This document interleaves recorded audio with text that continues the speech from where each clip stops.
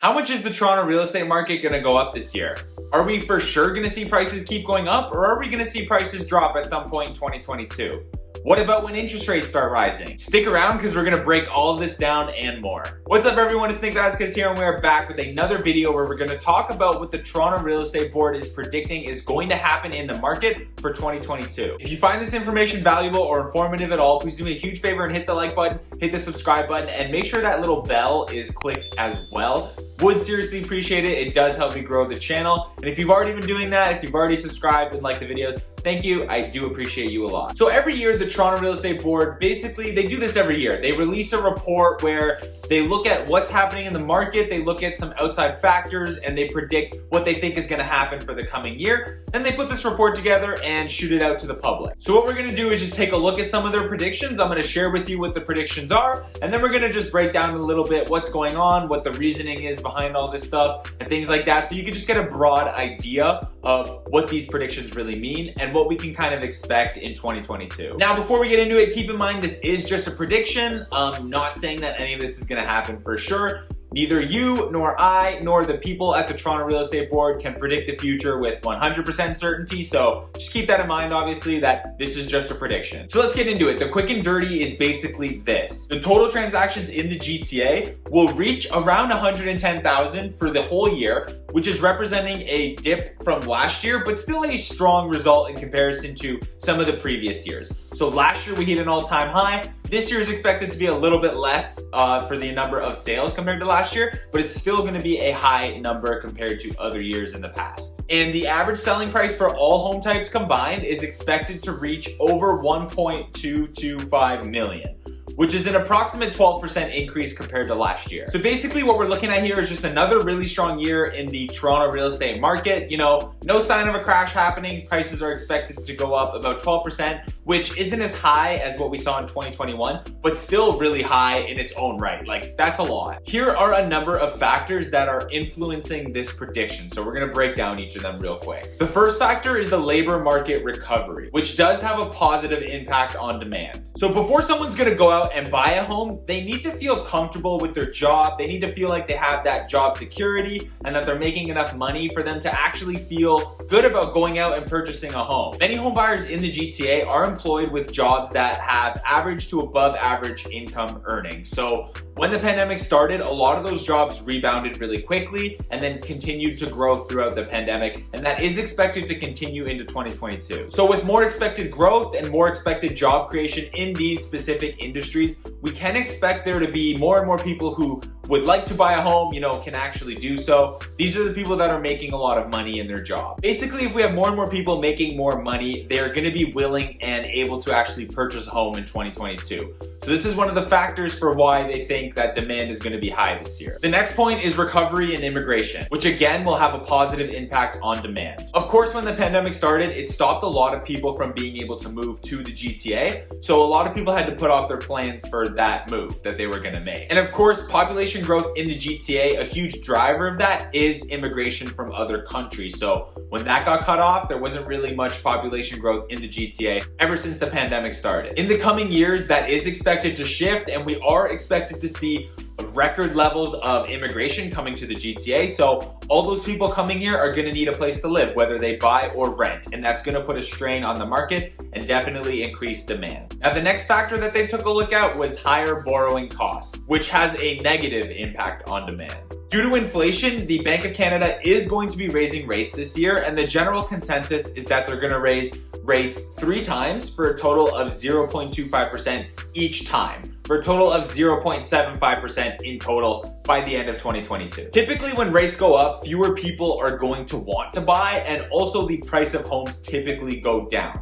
Now, in this case, the rate hikes are gonna be pretty minimal, and it's not gonna change anything with the stress test and how you actually qualify for a mortgage. So basically what I mean by that is the way you qualify for a mortgage today is gonna be pretty much the same as the way you qualify for a mortgage at the end of 2022, even if rates go up like they're expecting them to, you know, those 3 rate hikes of 0.25%. So basically the impact that rising rates is gonna have on the market is expected to be minimal. Households that are kind of on that margin where it's like you can kind of afford it, but you can't really afford it, those households will probably get pushed out of the market, but the people who could qualify for a mortgage today and pass the stress test are probably not going to have a problem doing that at the end of 2022, even though rates are going to be a little bit higher. Which, side note, that's a good thing if you're worried about the market crashing, because I don't think it's going to affect demand too much. I think there are people that are still going to be able to buy. However, you have to understand that when the rates go up, the amount of mortgage that you could afford is going to be a lot less. So while you're still going to be able to qualify for the mortgage with the current stress test rules, you might get a much smaller mortgage, which isn't going to be able to purchase you much of a house, just because prices are going up so much. So like I said in previous videos, if you are thinking of buying this year, I would recommend doing it sooner rather than later. Now, the last factor that the Toronto Real Estate Board talked about was lack of inventory, which is going to have a big positive effect on price, but a negative effect on sales. This is one of the biggest problems we have in the market of today. The number of listings by the end of December was at the lowest point it's ever been in history, and the number of listings at the end of January was at the lowest point it's been in 20 years. So clearly we're suffering there on the supply side. 2022 is expected to be another year of unfulfilled demand just because of the lack of listings that are going to be on the market. And because of that, there's just going to be less sales over the year because you can't really buy something if it's not available for sale, right? Also, the supply of listings is expected to remain relatively flat or even decline a bit throughout the year based on consumer polling, which we will get into in just a second. And because of this, like we've already mentioned in this video, market conditions are expected to favor the seller, with the average price going up by 12% by the end of the year. However, appreciation is expected to rise at a more moderate pace as homes become more and more unaffordable and interest rates start rising. Now, I just mentioned consumer polling. There were some polls done with buyers and sellers, and they kind of just looked at what their intentions are for buying and selling for the year. So let's break those down right now. The number of prospective buyers for 2022 has dipped in relation to previous years. However, the buyers that indicated that they were very likely to buy this year are still going to be buying this year. And the ones who were a little more on the fence are thinking that they're going to be pushing their decision further out into the future. Now, a big reason for that was rising interest rates. So as the interest rates go up, more and more buyers who are kind of on the fence are deciding that they're going to be pushing their decision out into the future. In terms of first-time home buyers, it looks like there will simply put just be less first-time home buyers in the market in 2022. A big reason for this is that the intentions for first-time home buyers to buy a home in the suburban areas around Toronto is very low. An interesting thing though is that it does look like first-time home buyer activity might actually rise in 2022, specifically within the Toronto market. So the 416 area code, it looks like a lot of home buyers are going to be jumping into that market, specifically the condo market. So condos in the 416, most likely the downtown core, are expected to do really well this year. For the people who said they are going to buy this year, detached homes in the areas surrounding Toronto, so the suburban areas, are the main focus. So you can expect a lot of appreciation in that market like we've been seeing over the past couple of years. When we look at Toronto again specifically, so the 416 area code, the buying intentions more focused on the condo market and the condo townhouse market. So little bit of a difference there, but that's kind of what we're seeing right now. Moving on to seller intentions. Homeowners who are likely to list their home in 2022 has declined as well in both the suburban areas around Toronto and within the city of Toronto itself.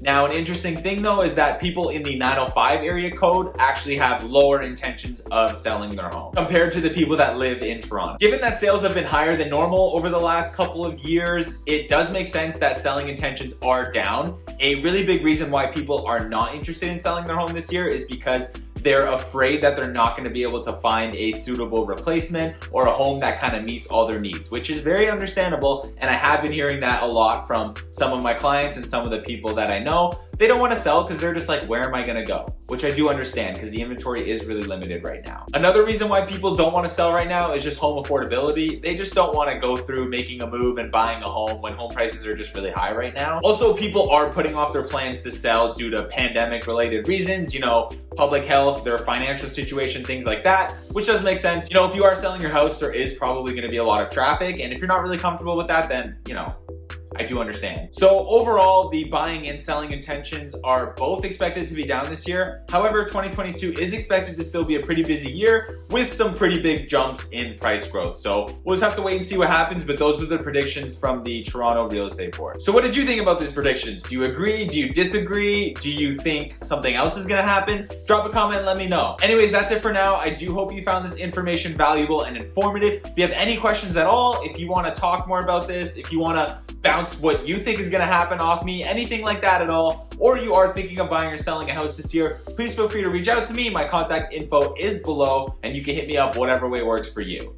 Thank you so much for watching the video. I do appreciate each and every one of you. If you liked the video, please make sure you hit that like button. We've got some great videos coming out, so double check, make sure you are subscribed, and make sure those notifications are turned on.